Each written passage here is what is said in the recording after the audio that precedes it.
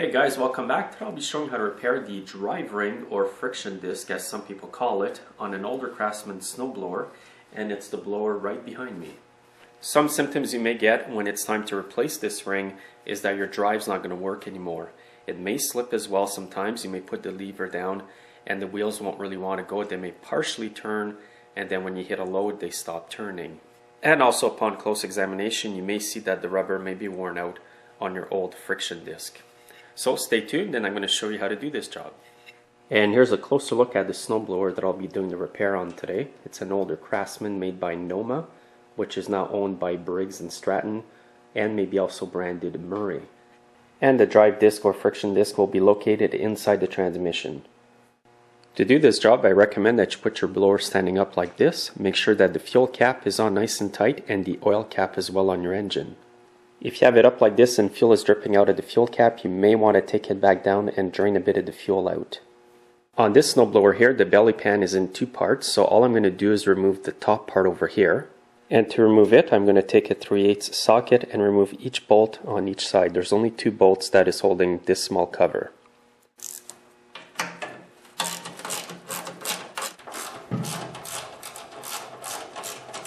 And I'll just lift the belly pan up.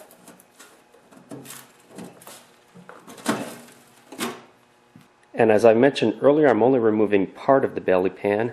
You can remove the bottom part as well if you want to, but in this case I don't have to. If you want to remove this part, you'll have 4 bolts to remove, 2 on each side. And once you've got the belly pan off, here's where the friction disc is on this blower. As you can see, this one's full of cracks. So because I'm doing an overhaul on this snowblower, I want everything to be in good condition, and I may as well replace it while I've got it in the shop here. So to get this off, you need to go down in here and remove the 9/16 nut from the little shaft. And also I'm going to put a chisel here through the wheel so that it doesn't turn when I remove the nut. And for this I'm going to use a 9/16 gear wrench. And I'm going to reach down in there, right on the 9/16 nut.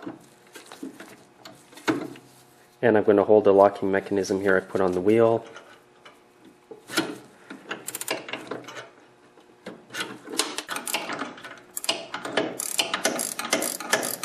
I'm going to remove the chisel, that was my locking mechanism. And I'll reach down under there and undo the nut by hand. And there's going to be a couple washers right after. And there they are. Now what I'm going to do is pull the shaft out here, and this whole wheel and the adapter on it's going to come right off the shaft on this side. Be careful when you remove it because there's a small key inside of a keyway there between the shaft and the friction wheel. So here we go.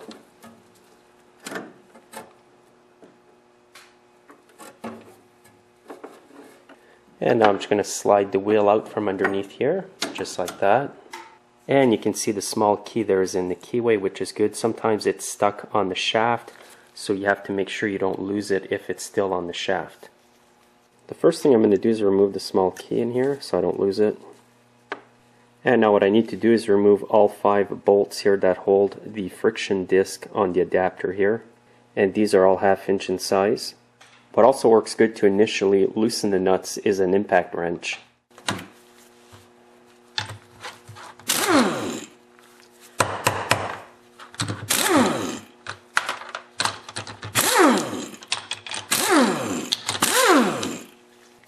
And now the adapter is going to come right off. And here's a close look at the old disc. I showed it to you previously, but here it is much closer. When it gets damaged like this, it's good to replace it as preventive maintenance. It still worked like this, but who knows for how long. And now you'll need your new disc. This disc here is an aftermarket one. It's made to fit a variety of snowblowers. That's why there's extra holes. Now the only part number that I have is the part from the Rotary Aftermarket Parts Company, and it's 05-300. I'm not exactly sure of the OEM part number, but these aftermarket discs work really good and they're a lot cheaper. So again, it's part number 05300. Any small engine dealer should be able to order this for you. Now for the next step, you're going to need this adapter here, and remember it goes on the inside part here of the disc, and you want to line up the holes that will match, just like this.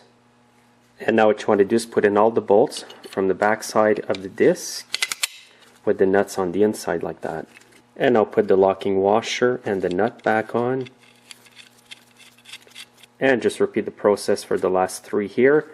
Snug them all up evenly and then tighten them up as well. So now that I've snugged up all the bolts, I'm going to finish tightening them up. I don't have the specs for the torque, but all I know is that they have to be fairly tight. I'm going to hold it with a 1/2 inch wrench on one side and use my ratchet and socket to tighten it up. And you want to crisscross when you tighten them up so that they go on evenly. So when you've got all 5 bolts tightened up properly and evenly, it's ready to be reinstalled. I'm just going to give you a quick look before I start the reinstallation. There's the shaft with the keyway hole. And you have to make sure that there's a small washer that was here. Now the shaft will move from side to side because the nut is off. And before we put the disc back on, I'm going to put a bit of grease here and the key in here.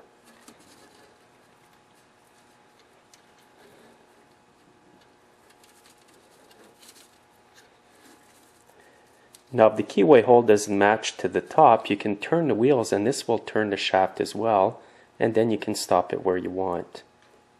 The grease will help hold the key there while I slide the disc on. And now you want to be extra careful not to get any of that grease around the friction disc. So when I go to reinstall this, I have to line up this hole here to the key on the shaft. Be very careful when you do this because you can easily bump the small key off of the keyway hole on the shaft. And always make sure that the ends of the bolts point that way, just like this.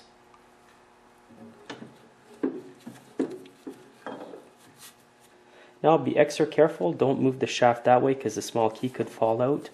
You just want enough room to slide the wheel in there. Now I'm going to line it up so that it matches the key. So now I'm going to show you how to put the disc back on, but remember that my left hand is holding the shaft on the other side.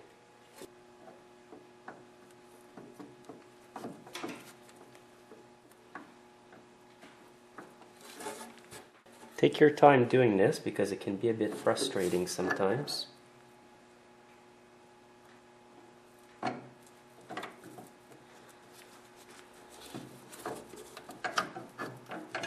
Now I don't always get it in that easy. Sometimes the key will fall at the bottom of the blower transmission and I have to fish it out and start all over again. So don't get discouraged if this happens. Just try again and eventually you'll get it right. So now that that's in, you need to put a flat washer over the shaft and always hold the other end of the shaft so it doesn't slide in and then everything comes off again on you. And now a lock washer is going to go there. And finally the nut will go there.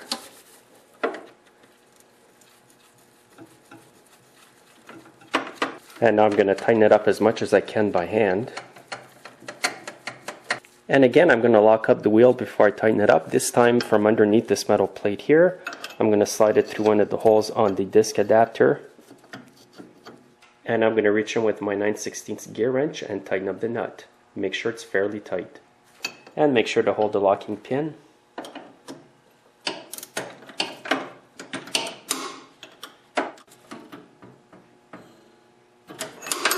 And if your snowblower has a grease fitting like this, you can give it a few squirts of grease.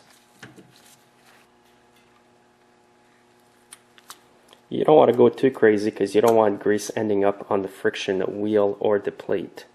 So that's all there is to installing the friction disc on this type of snowblower. You want to make sure it's nice and tight. It's going to be a bit loose like this, that's normal. When you turn the wheels, you want to make sure the disc turns. And you want to make double sure that there is no grease all around this disc or on the metal plate down here. If there is, you can use a clean rag with some straight gas and wipe it off. So all that's left for me to do now is to reinstall the belly pan and then give it a test run outside. And now all that's left to do is reinstall the 2 bolts. And you'll need a 3/8 ratchet and a socket. And just repeat the process on the other side.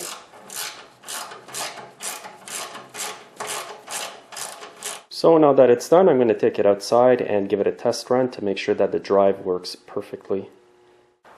I'm going to do it the easy way today. I'm going to use the electric starter. It's good to use your starter once in a while so it doesn't rust and jam itself up. and then when you go to use it, it won't turn at all. So use it once in a while, it's good for it.